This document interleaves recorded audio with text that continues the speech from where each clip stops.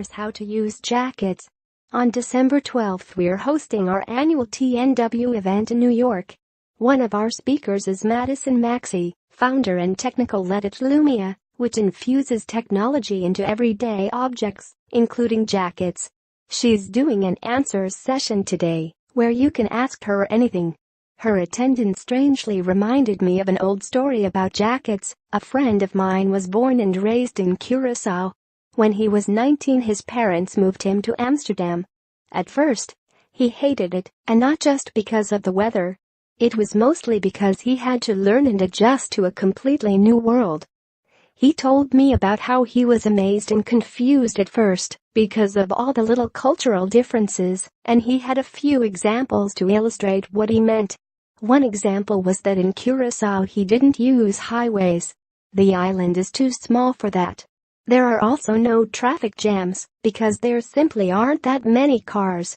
There are some buses, but those are mostly ignored, so he hadn't experienced public transport either. The best example my friend had about the differences to Curacao was, surprisingly, about jackets. Curacao is a tropical island, so he'd never owned a jacket. Upon arriving in Amsterdam, his aunt gave him one, and as simple as that seems, he still had to get used to owning one. He explained how he thought it was curious how people would leave an expensive item near the exit in a restaurant and think nothing of it. Then, on his first day of college, he walked into the classroom and sat down in the middle of a large room surrounded by strangers. He was nervous and trying to blend in. About 15 minutes into the lesson, the teacher suddenly pointed right at him and said, "You probably think you can leave soon, but you're wrong." He had no idea why she'd singled him out or what she meant. He became very insecure, and he said it felt like the whole class was staring at him.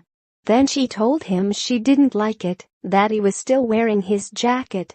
Only at that point did he realize that everybody had left their jacket outside the classroom, and he felt really embarrassed.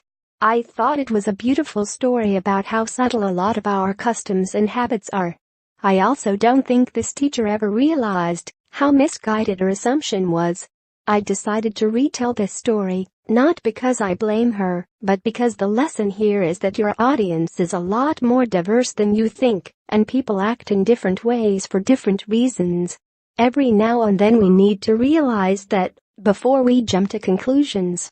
If you'd like to learn how integrating smart fabrics can change the way you're using jackets, join me at our New York event on December 12th, where Madison Maxey will host a roundtable session. The whole event is dedicated to networking and knowledge sharing, and is the perfect opportunity to test your new skills. Apply for your invite now.